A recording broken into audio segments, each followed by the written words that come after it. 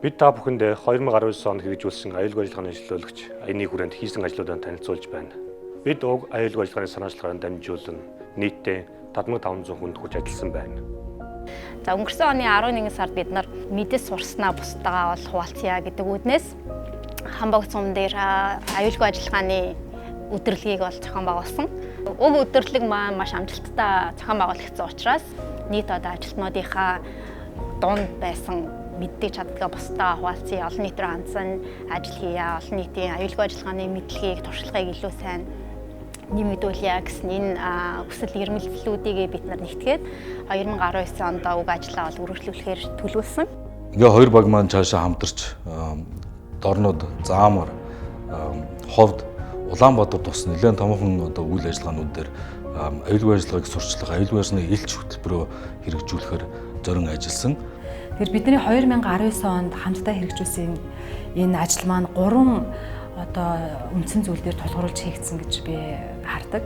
За эхнийх нь ажиллагчид маань сайн дураараа нийгмээ илүү аюулгүй одоо эрүүл сайхан байлгахын төлөө өөрсдөө санаачлаад энэ ажлыг хийсэн хамгийн одоо чухал үндэс суурь болсон. Хоёр дахь нь олон нийт нийгэм маань аюулгүй ажиллагаатай холбоотой зүйлийг сонсох төр хэрэгцээ шаардлага бол үнэхээр байгаад байгаа нь харагдаж байгаа. Энэ нь бол хоёр дахь суурь болж байгаа.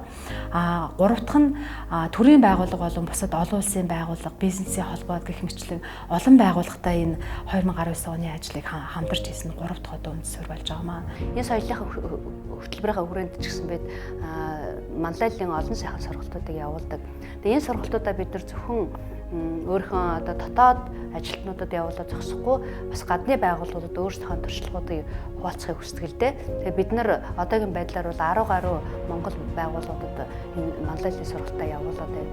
Үүний дотроос бол барилга хот байгуулалтын яам, оном сан, худалдаа аж үйлдвэрийн танхим, ус урган удирдах газар мөн одоо ерөнхий боловсролын дунд сургуулиуд одоо багш нар ихтэй сургуулиудын эрдэмтэн профессор гэх олон байгууллагуудад бид нар энэ туршлагаа уулзсан сургалтаа явуулсан. Манай сургалт маш амжилттай явуулсан.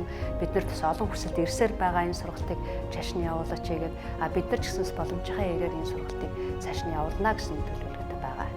За бид нар Заамар аюулгүй ажиллагааны өдөрлөгт оролцсон. Тэгээд урд өдөр нь өөрийн тогтсон километр цагаар явж байгаа учраас маш богино зайд маш олон цагаар явсан. Маш их ядарч очсон. Орон бас бэлтгэлээ хангаж нэлээ зүйлүүд хийж нэлээ ядарч сонсон. Тэгээ маргааш нь бол хүмүүст бүх юмаа танилцуулаад тэгээ яг үйл ажиллагаа гэхэд бол хүмүүсээс одоо бидэнд өгж байгаа тэр мессеж маш их гоё байсан.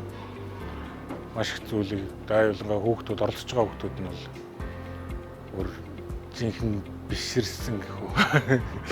Хоо гэл тэр нь их гоё байсан.